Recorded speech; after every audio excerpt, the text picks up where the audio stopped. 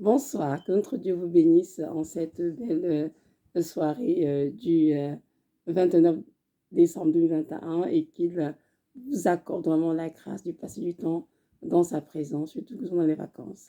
Donc voilà, j'espère que vous allez bien et que notre Seigneur fortifie tous les jours dans ton marche chrétienne.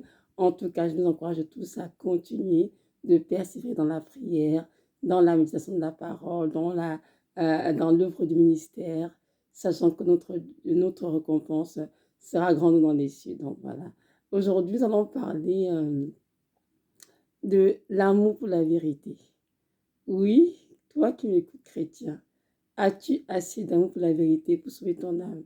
Vous savez, notre Dieu nous a donné, avant son ascension au ciel, l'esprit, il a qui nous enverrait l'esprit de vérité, l'Esprit Saint, qui nous conduira dans toute la vérité, il enseignera toutes choses, il nous rappellera tout ce qu'il enseigne.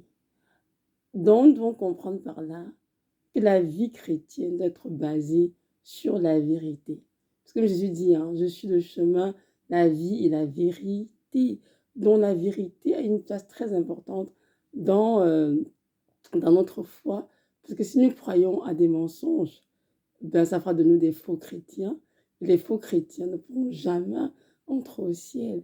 Donc c'est très important que nous puissions tous prier pour recevoir du Seigneur ce qu'on appelle l'amour pour la vérité. Parce qu'il y a beaucoup qui n'ont pas. Il y a beaucoup de chrétiens qui ont été nourris avec de la nourriture spirituelle avariée et qui ont été nourris de beaucoup de mensonges. Et ces chrétiens ont de la difficulté à détruire ce qu'ils ont appris pour donc apprendre c'est quoi la vérité sur le cœur de Dieu. Mais je pense que nous devons tous faire cet exercice parce que, de manière générale, nous avons été tous enseignés parfois des choses qui étaient forcément du Seigneur. Donc, nous devons avoir un esprit ouvert, être disposé à apprendre du Seigneur. Donc, être capable de dire oui, Seigneur, je veux désapprendre ce que j'ai appris, pouvoir apprendre vraiment la chose de bonne façon et marcher dans la vérité du Christ. C'est très important. Parce que s'ils n'ont pas d'amour pour la vérité, nous ne serons pas sauvés, malheureusement. Car comprenons bien que les faux enseignements ne pourront jamais nous aider à entrer au ciel. Jamais. Donc, c'est un avantage maintenant de nous réveiller, nous en tant que chrétiens, et vraiment de mettre de côté toutes les choses apprises qui sont du Seigneur, de détruire toutes les forteresses du mensonge et vraiment de choisir d'embrasser la vérité, marche dans la vérité. On lit un petit passage dans le livre de Thessaloniciens. Je vais lire avec vous. Donc, c'est 2 Thessaloniciens, chapitre 2, verset, verset 10. Non, je commence verset 9.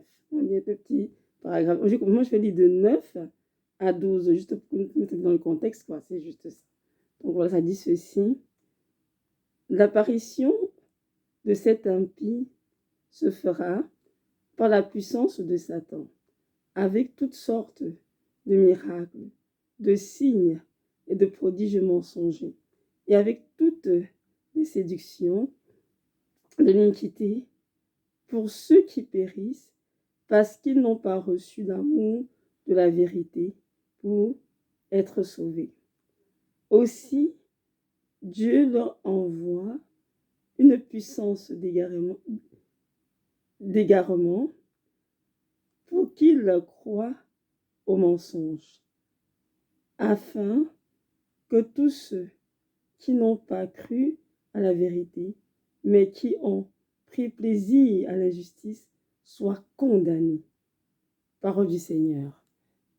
Donc ici, vraiment, notre frère apôtre Paul s'adresse aux Thessaloniciens. Il est en train de décrire l'apparition de un impie. Il parle du mystère de l'iniquité et toutes ses conséquences. Et il nous dit ici au verset 10, qui nous intéresse, nous, dans ce passage, que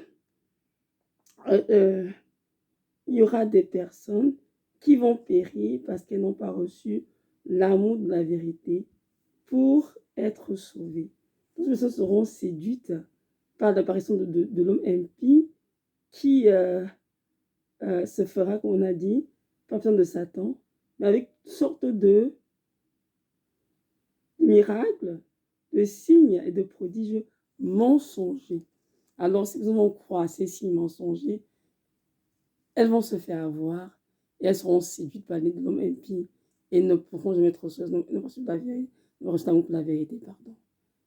Mes frères et sœurs en Christ, ici, il est question de la suppression de l'homme impie. Mais sachons bien que dans la vie chrétienne, de manière générale, nous devons prier pour recevoir l'amour de la vérité. Nous disons dans la parole ici, que c'est écrit bien, qui n'ont pas reçu l'amour de la vérité. Non, l'amour de la vérité se reçoit. De qui? De Dieu notre Père, bien sûr. Pour éviter que nous soyons sous l'emprise du malin, que nous puissions croire aux mensonges de l'ennemi, mais que nous puissions marcher vraiment dans la vérité. Et à ce temps de la fin, nous devons vraiment prier tous pour ça du Seigneur, l'amour de la vérité. Parce que c'est cet amour de la vérité qui va sauver nos âmes. Si nous n'avons pas la vérité, si nous continuons de donner nos oreilles aux faux enseignements, on sera déçu à la fin des temps. Jésus reviendra, on ne sera pas enlevé. Et même si on meurt dans cet état sans repentance, on n'entrera pas au ciel, malheureusement. Donc, je viens aujourd'hui vraiment nous exhorter, nous encourager à prier beaucoup pour avoir le discernement exercé, et vraiment recevoir de Dieu l'amour pour la vérité. Je prends quelques exemples pour que nous comprenions bien de quoi je parle. Il y a des chrétiens, par exemple, qui ont été trompés. On leur a dit que s'ils sont sauvés, ils sont sauvés pour toujours. Donc, une fois qu'ils ont vie au Seigneur, ils peuvent pécher comme ils veulent, pas trop, ils vont rentrer au ciel. J'aimerais vous dire que c'est une grande tromperie. Ça, c'est un mensonge auquel ont cru beaucoup de chrétiens. Et c'est très, très dommage parce qu'une fois que nous sommes convertis, nous devons faire attention de loin du péché. Nous devons éviter de pratiquer le péché. Et si jamais on tombe par inadvertance, pas volontairement bien sûr, on se repent immédiatement et on se reconcilie au Seigneur. Mais un chrétien qui est sauvé, vraiment, qui est de nouveau, ne peut pas pratiquer le péché et espérer entrer au ciel. Même s'il va à l'église, il lit sa Bible, il prie, il évangélise, il fait plein de choses au Seigneur. Mais s'il vit le péché volontairement, sans se repentir, il ne pourra jamais entrer au ciel. Et il y a beaucoup de chrétiens, surtout du d'Occident, qui croient à cela. Même s'ils sont sauvés pour toujours, et autre non, ce n'est pas vrai. Nous devons savoir qu'il y a des noms qui seront effacés du livre de vie de l'agneau à cause du péché. Et c'est écrit dans Apocalypse 3 d'ailleurs. Donc nous devons faire attention de croire à ces hérésies, ces doctrines de l'enfer, pour endormir les chrétiens, pour les confondre le péché et les paître. Donc, toi qui m'écoutes, il faut que tu pries pour son amour, la vérité du Seigneur, pour ne pas croire à ces mensonges. Et comprendre qu'un chrétien qui entre au ciel, qui a des du Seigneur, doit se sanctifier, doit se dépouiller des œuvres des ténèbres et revêtir les âmes de lumière afin d'entrer au ciel. Amen. Un autre exemple que je donnais, ça concerne plus les femmes. Les femmes sont très portées de l'apparence. On était toutes faites comme ça, les sœurs, pas de problème. Dieu nous a créé beaucoup d'atouts et on aime bien le mettre en exergue. Mais nous devons comprendre que la femme chrétienne est différente des femmes du monde. Elle ne peut pas s'habiller, se parer comme les femmes du monde, comme les femmes, les stars de Hollywood ou je ne sais pas trop. Elles ne peuvent pas. Si elles le font, ça veut dire que dans leur cœur, elles sont encore remplies du monde. Et si elles sont remplies du monde, par conséquent, leur cœur n'est pas un sanctuaire pour le Seigneur. Les femmes du Seigneur sont appelées, comme écrit dans 1 Pierre 3, dans 2 Timothée 1, verset 9, 1 Timothée 2, verset 9, que nous devons être des saintes femmes qui font profession le Seigneur. On ne va pas se parer, ni de tresses, ni d'habits somptueux, ni d'ornements, ni de perles, mais on doit vraiment avoir l'esprit doux et paisible que nous avons devant le Seigneur. Donc la femme chrétienne est appelée à être une femme modeste, chaste, réservée, qui s'habille avec décence, bien sûr, et avec pudeur. Et cette femme ne peut pas s'habiller et mettre sa poitrine en exhibe tout le monde, ou ses formes, ou je sais pas, des parties qui peuvent être couvertes à nu devant tout le monde. Non, cette femme ne peut pas se parer des objets qui appartiennent à Jézabel, les objets de Satan, comme les faux cheveux, les vernis à ongles, je ne sais pas trop, les faux cils, le maquillage, les hauts talons, bref, toutes ces choses comme du monde porte. La femme chrétienne est appelée à s'en séparer parce qu'elle doit se comporter comme une sainte femme afin de servir le Seigneur. Et ce nous a exhorté dans 1 Pierre 3 à prendre l'exemple de notre mère Sarah, femme d'Abraham. C'est pas que Sarah était belle de figure, mais elle ne se maquillait pas. Elle n'avait pas de faux cheveux, ni de dos nus, ni de mini-jupe, non, ni de hauts talons. C'est des femmes qui étaient belles de figure, qui se couvraient bien, qui se voilaient et qui servent le Seigneur. Et nous, en tant que filles d'Abraham, nous devons suivre l'exemple de Sarah, son épouse. Donc, beaucoup de femmes chrétiennes, comment dirais-je, de notre ère, sont très, très versées dans ces choses, dans la parure, qui, comment dirais-je, qui attire tellement de regards. Mais sachons bien que la parole de femme chrétienne, c'est l'esprit doux et paisible qui nous rend devant Dieu. Donc, celles qui vont croire qu'on peut se parier ainsi et entrer au ciel sont dans le mensonge, sont dans l'erreur. La vérité, messieurs en Christ, que ça vous plaise ou non, c'est que les femmes qui se parent ainsi, sans repentance, ne pourront jamais voir du Seigneur, que ce soit par l'enlèvement, que ce soit par la mort. Parce que ces femmes-là, à leur mort, ce sont les démons qui ont camé leurs âmes en disant au Seigneur, non, elles nous appartiennent parce qu'elles mettent sur leur corps des choses qui nous appartiennent. Et pour cela, ne peuvent pas entrer au ciel.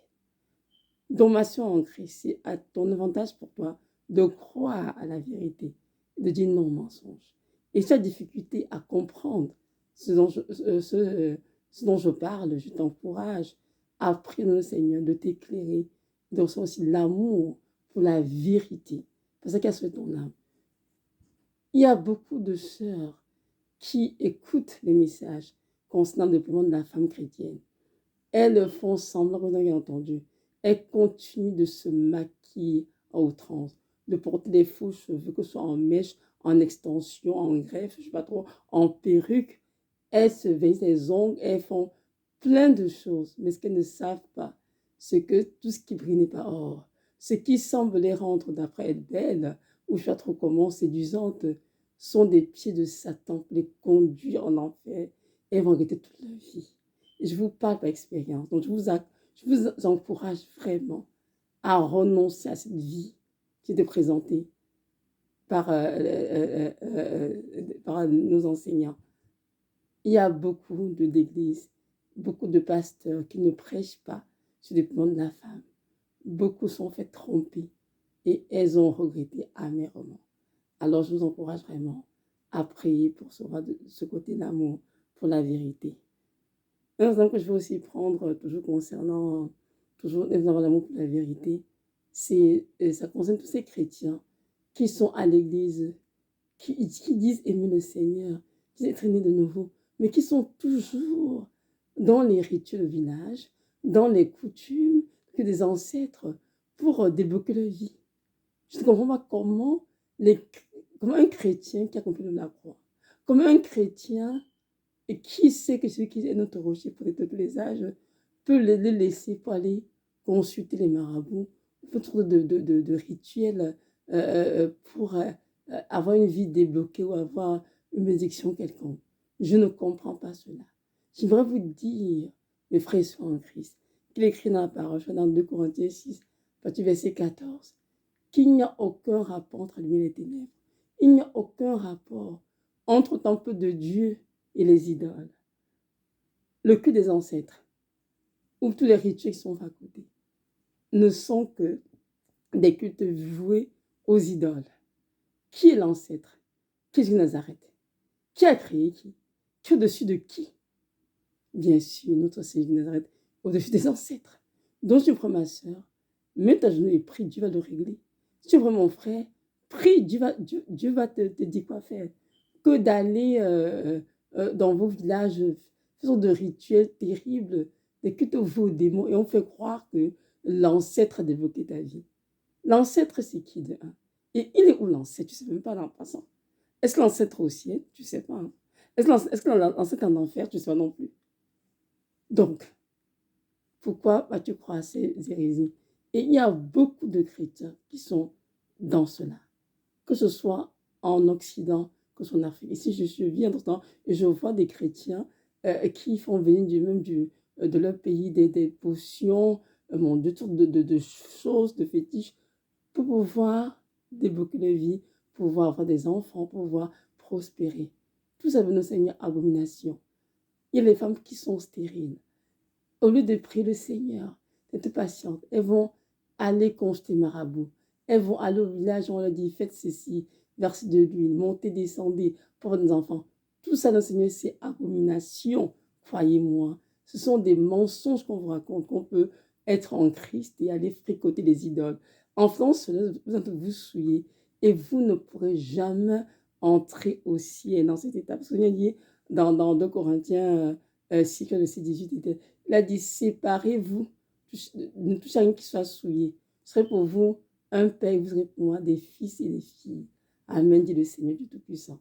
Donc Dieu nous appelle à nous séparer de tous ces rituels qui sont faits dans nos villages, de tous ces cultes aux ancêtres, et de nous confier en lui et rien qu'en lui, parce qu'il est le seul qui peut nous sauver, qui peut nous guérir, qui peut nous restaurer, qui peut nous protéger, qui peut nous donner des enfants.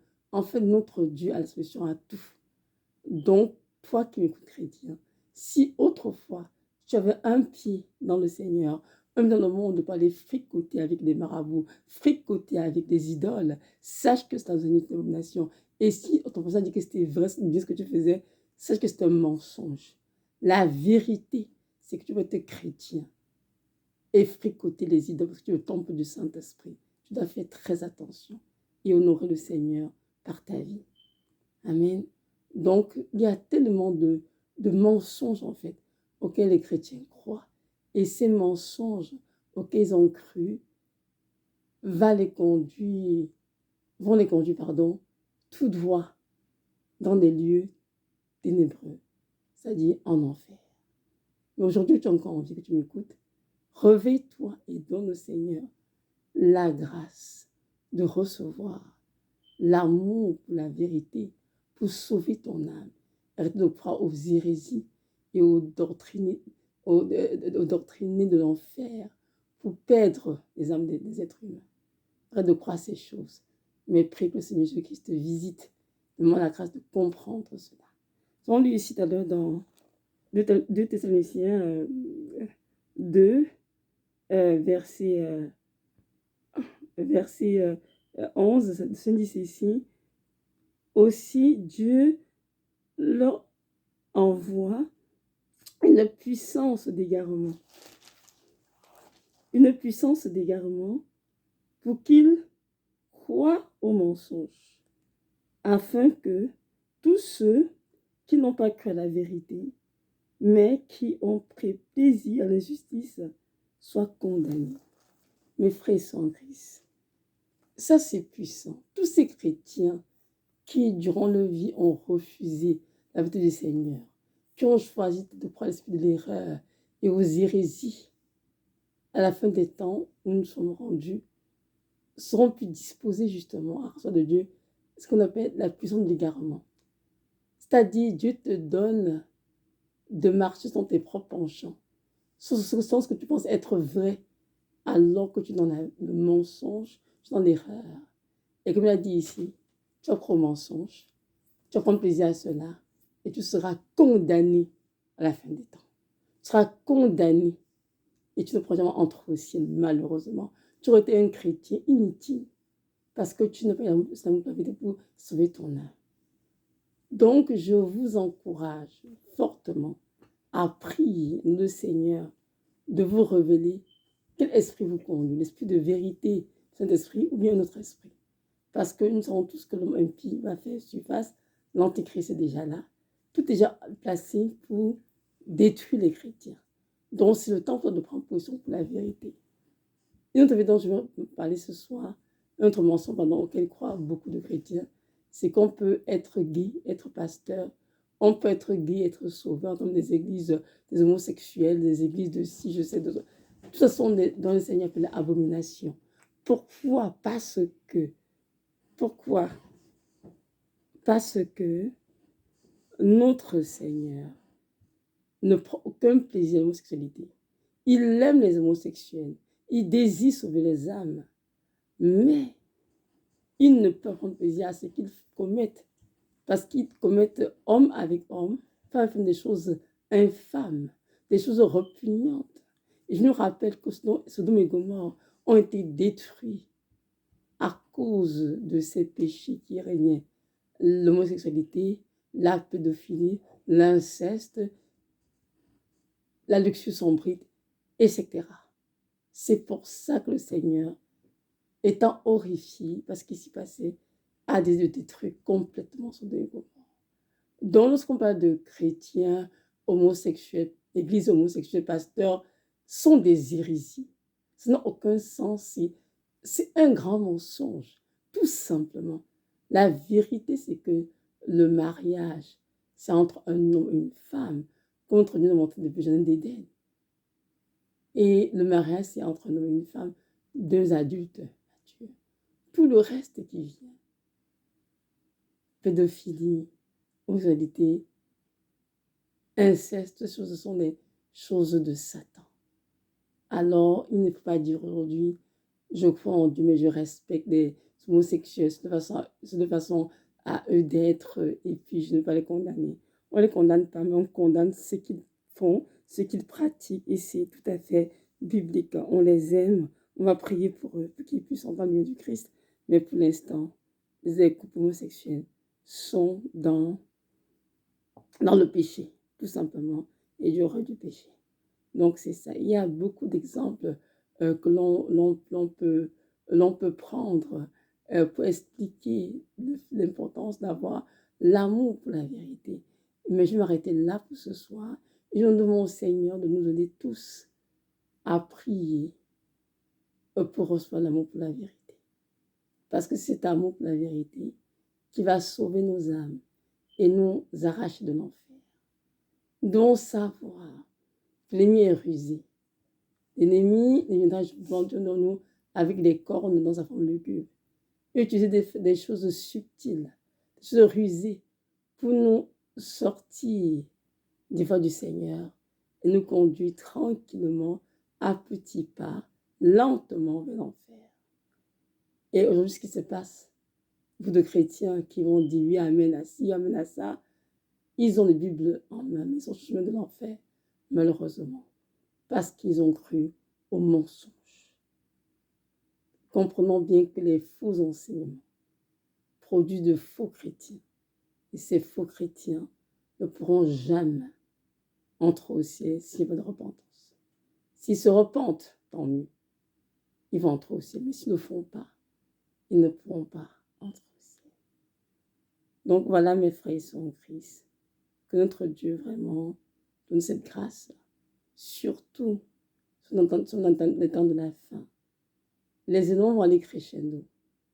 Nous comprendre que la vie que nous avons eue avant la COVID-19, elle ne sera plus là, cette vie-là. Les événements vont s'enchaîner, beaucoup de choses vont prendre place dans différentes sociétés. Et nous devons composer avec, parce que les chrétiens sont très persécutés.